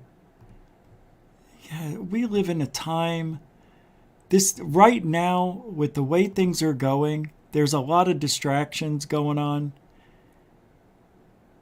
Anytime there's a distraction, like the one with Will Smith, I feel there's something going to happen. I don't know if any of you have seen this, but I'm just going to play it, and you watch it. And this is from the Oscars yesterday. It was a night of firsts in more ways than one. An openly queer woman of color, a deaf actor, and a streaming service all celebrated Oscar wins. But before we give you a rundown of the big wins, we must talk about Will Smith. It's what everyone will be talking about at the water cooler today. The actor and Philadelphia native walloped comedian Chris Rock on stage after Rock made a joke about Will's wife, Jada, who's dealing with alopecia. This was not scripted, leaving the audience and viewers at home going, did that just happen? It did. Even in Hollywood, I don't know if they could have staged something like that. The moment was all the more surreal, given the fact that Smith was nominated and would later return. What happens? Jada, I love you. G.I. Jane 2, can't wait to see it. All right? Now that's it. He didn't say anything mean. Watch.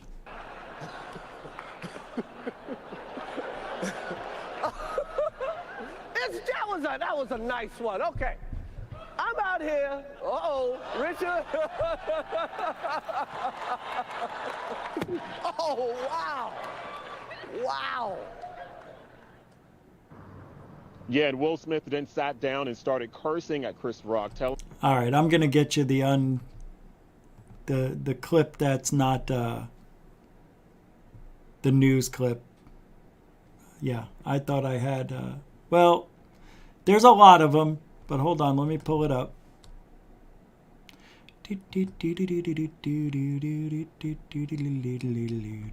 Jada, I love you. Here it is. And then I'll go back to the news. I don't think I need to. Here we go. In 5, 4, go. G.I. Jane 2, can't wait to see it. All right? G.I. Jane 2, can't wait to see it. Didn't say anything mean.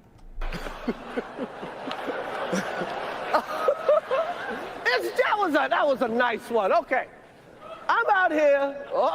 Richard. Oh, wow. Wow. Will Smith. Oh, come on. Come on. What happened? The sound cut out. That's weird. Why would they do this?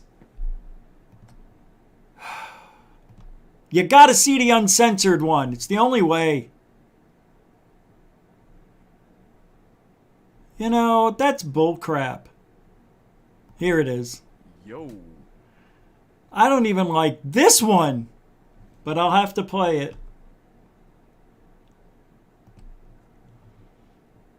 We are back. I just found something even better, boys. Take Whoops.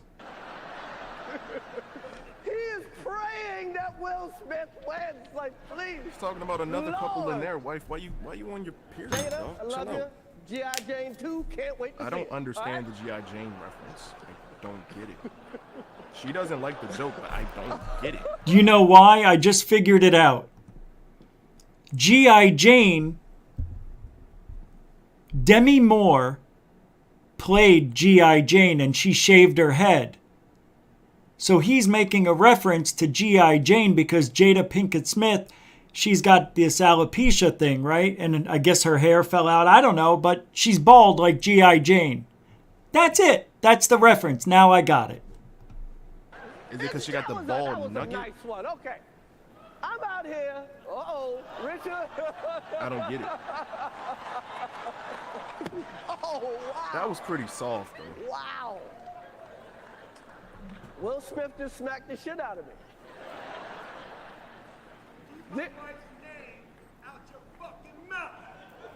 Wow, dude. Yes. It was a G.I. Jane joke. Keep my wife's name out your fucking mouth. I'm going to, okay? Okay. Chris Rock, he just said, oh, I could. Did you see what he just said? Watch. He's thinking, oh, I could say some shit right now is what he just wanted to say. Okay. Watch. That was oh, that's why they muted it, because he was cursing. Greatest night in the history of television. Okay. Okay. All right, so let me get this straight, right? So Kanye West has mental illness for going on the stage and saying Beyonce's video is better than Taylor Swift's, right? That's mental illness. Will Smith goes on stage and slaps Chris Rock softly. Yes, that was softly. Makes you look soft as hell, fam. And that's A-okay. Right. Why does Will Smith get a pass on that? It's bullshit. I hate...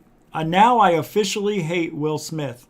I didn't like him before that much because of the way he's changed over the years. But now I definitely don't like him. First of all, Chris Rock was standing up on stage with his hands behind his back. And Will Smith hits him defenseless. Smacks him. He doesn't think he's going to hit him. Watch. Hands behind his back. See, non-offensive.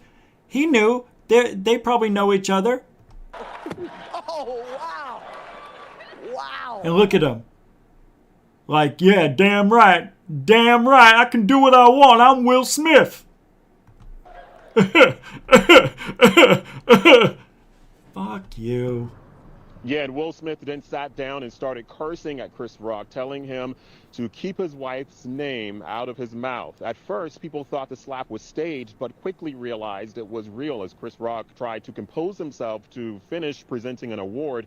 Some fellow stars consoled Smith during a commercial break. He went on to win the Oscar for Best Actor in a Leading Role. This is Smith's first time winning an Academy Award, but now it's overshadowed by that slap that was seen around the world. I want to apologize to the Academy. I want to apologize to all my fellow nominees. First of all, let me tell you something. Will Smith, for his age, he looks fantastic. He looks really good. Seriously, look at this guy. He's 50. Damn.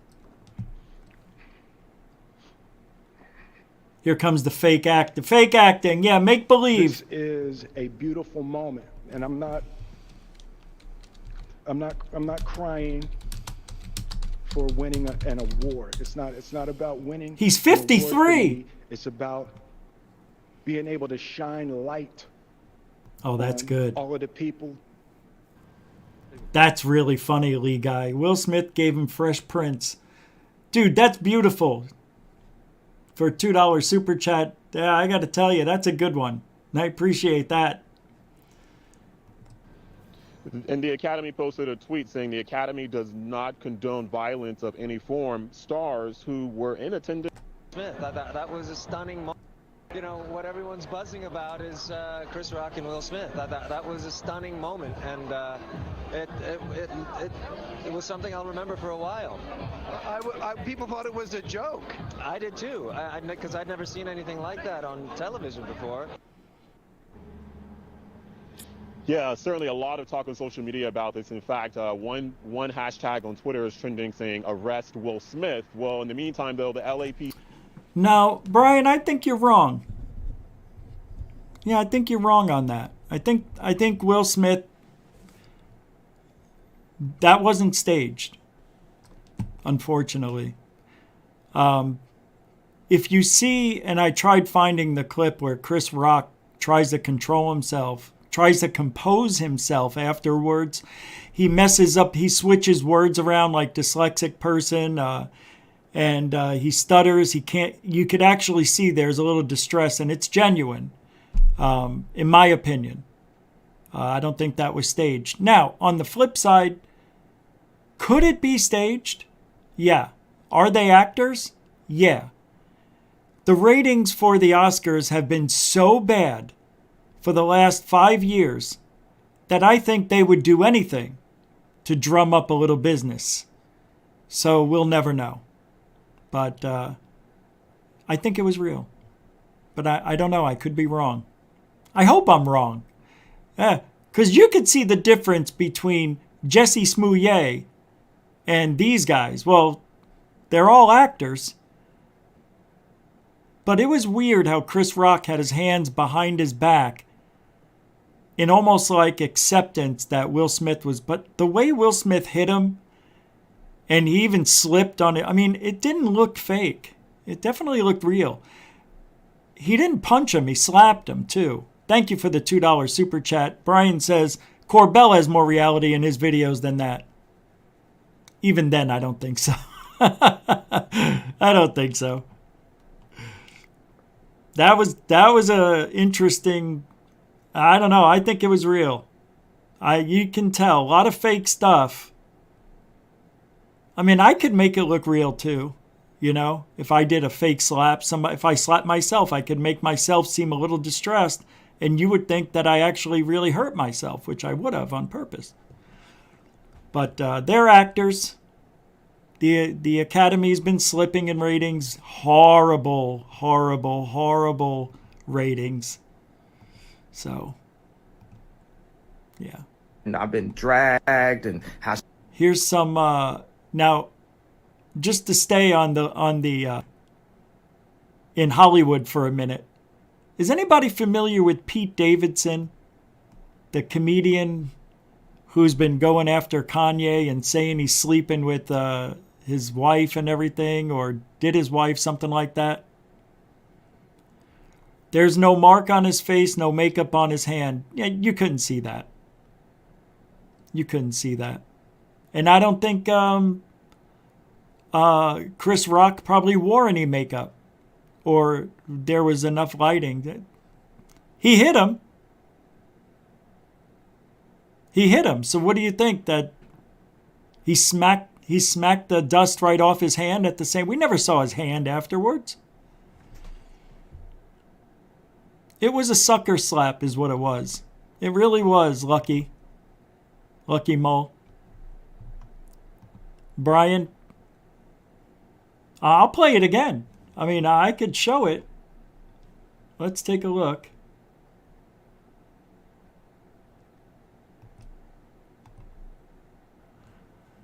Let's take a look. Here we go. Thank you, Brian. $2 super chat. Mucho gusto generoso. There we go. Take a look. Wife's name out of his mouth. At first. So right here, you can see something right there, a discoloration like a finger slapped, and as he moved away, he turned his head and it changed the angle. You can see it right there. There is some makeup falling off. So I guess there is. Let's see what happens afterwards. Staged, but quickly realized it was real as Chris Rock. Let's see. I'm out here. Uh-oh, Richard. Oh, wow. It's hard to see. No makeup. Can't tell from there. Ow. It did seem real. His face, Will Smith's face looks like the cat that swallowed the canary. Like, I'm going to get in trouble for this and I don't give a shit. That's the look right there. Yeah. Yeah. Yeah, I don't know. It's a tough one. I think it's real. It was legit. Guerrilla Gamer said the same thing at the same time. It was. I would... Now, you know why, Tim? I thought the same thing. I actually added something to the tweets in there, and I said, if that was anybody else, they'd be handcuffed and taken out, but everybody thought it was a joke. And the only way to pull off a perfect joke is not to tell anybody it's going to happen. It is weird that in 94 years, that's the first time anybody's ever done anything like that. But Kanye did it, and he was a lunatic, right? He was out of his mind. Mentally unstable. But Will Smith goes up and actually hits somebody, and it's okay. Kanye just grabbed a microphone. Yes, but it was out of a woman's hand, and a little woman had Taylor Swift. But he didn't punch her. He didn't grab her hand. He grabbed the microphone. Yes, it was a little bit weird and out of place, but that's Kanye. Here's more Kanye. I can't stand this guy. I hate Kanye more than I hate Jeremy Corbell. She's not my wife. She don't have her last name, and now he texting me, talking and bragging about how he's in bed with my wife. And I'm like, well, who's watching my children if he's texting me bragging about being in bed with my wife? And I thought this wasn't my wife no more legally, since I got I got the lawyer to finally finish the divorce, because every time I finish the show, the Free Hoover show, the next day she dropping her last night. Every time I do something positive, it's something negative that's coming. I go and get the laptop from Ray J. Then she joking about divorce. I go and get the lawyer, change the lawyer so we can finally do the divorce. And then somehow I'm the one that's the stalker. God, I just need to protect you protect. I can't watch it anymore. Like, who cares? Right? See, this, what I just showed you would be called, if because of what we do here at GUFON and what's been talked about on the show in the past and the people that have been talked about, some people say this is gutter ufology. I don't think so. I think people are interesting. I think personalities are very interesting. I think when people lie, it's interesting to me. I think it's interesting to find out what our government will do, what NASA is doing, what the James Webb Telescope will do. And I made a prediction. I said the Galileo project, once it's up and running, will find something in 2 years. They will last 4 to 5 and they will be defunct, gone, bankrupt, done, finished. You'll see. And we're never going to get anything from the AIM, that UFO, that permanent UFO office inside the DOD, inside the Pentagon, is not going to be transparent. We know that now. And everybody in UFO Twitter that was for TTSA, Tom DeLonge, Lou Elizondo lovers, they think these people are going to bring disclosure to us. And all they've brought was disinfo, misinfo, and unguided info. It has been and what bothers me most is not Lou Elizondo. It is Jeremy Corbell. And Jeremy Corbell has brought what I think is disinformation to the UFO community with all those videos he brought out that said were from the Nimitz, the Russell, the Eisenhower, the Ronald Reagan. There's a swarm of these, and we don't get to see the swarm on radar. We get to see 1 to 3 objects going 200 knots. Who gives a shit? Airplanes do that all day and night. Showing us another video that happened to be Boca, that happened to have the same flashing light sequence as a civilian jet. We have been given disinformation for the reason we don't know. The only thing we can do is speculate.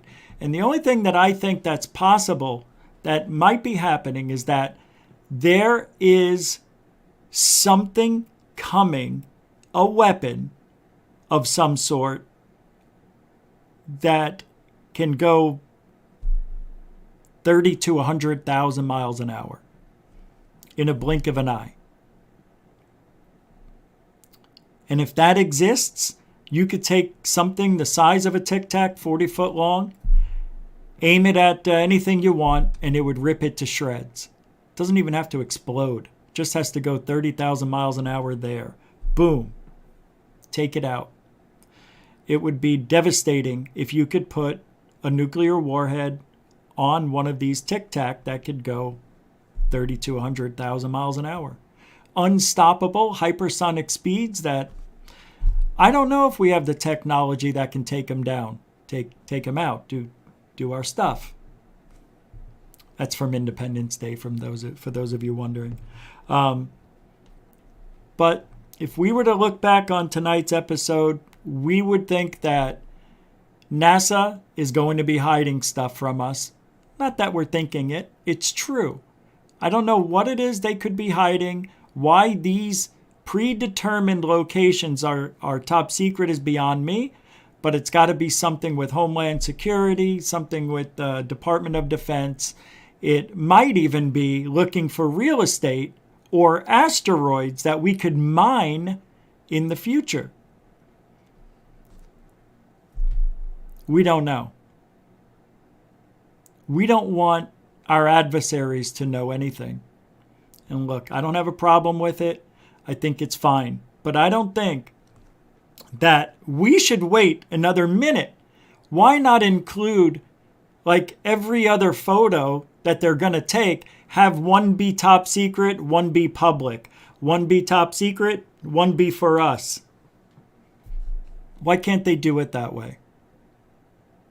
Give everybody their fair share and do it right then and there. Well, maybe they want it. They want the telescope when it's brand new. I don't know.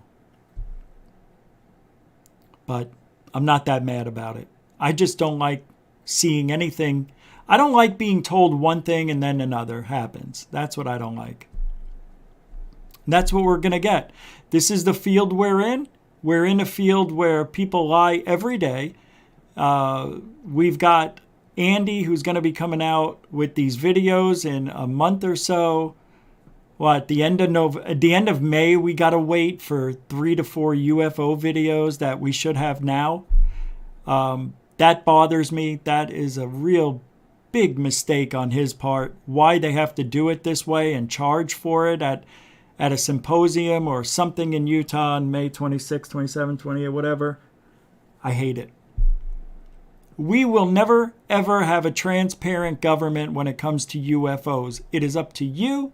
It is up to me. It is up to every one of you out there with a camera that can take really good photos, great video, and share it with us. Share it. Hey, look, if you want the truth, we'll tell you what we think the objects are. If you want to send me anything and you want to risk me telling you that it's not what you think it is, gufonradio@gmail.com. Send me anything you want. I'll get to it. And if it's good enough, we'll talk about it here. And on Third Phase of Moon, Third Phase UFO Report, GUFON Lives, yada, yada, yada. Anyway, that's it for tonight, guys, gals. We are done. We will be back tomorrow at 9 Eastern, 6 Pacific, right here on YouTube. Thank you, moderators and super chatters. Let me make sure I didn't check anywhere else before we get out of here. Okay, good. So that's it. Oh, wow. Donna Werman, $25 on... Donna G.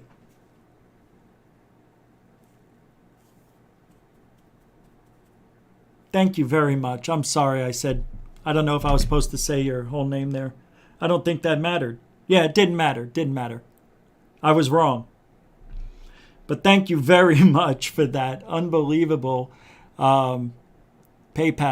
Everybody, thank you. And you can continually support the show after it ends by PayPal, Patreon, or the Cash App. All the links are in the description, yada, yada, yada. And you can buy a coffee, buy a nose. All the links are down there as well. Or become a member of GUFON. You can see the join button on the homepage of GUFON. And if you have an iPhone, you have to go to the desktop version. I don't think you can see the join button on there. But anyway, thank you, newcomers and veterans, for giving the show a chance. If you like it, don't forget to share it and subscribe it. And that's that. We try to be truthology for ufology. I think we're doing it. So I'll say it. We'll be back tomorrow night. Truthology for ufology. That's GUFON. Take care, everybody. Good night.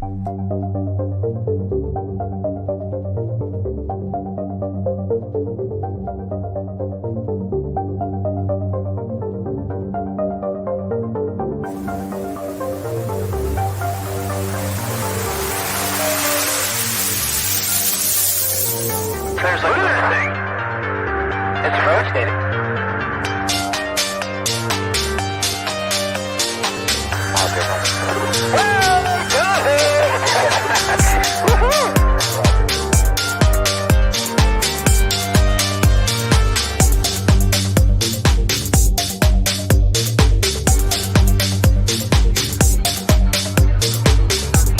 What was in the skies over and why did it sound like treasured sites in Christianity?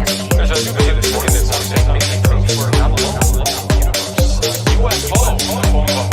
descending over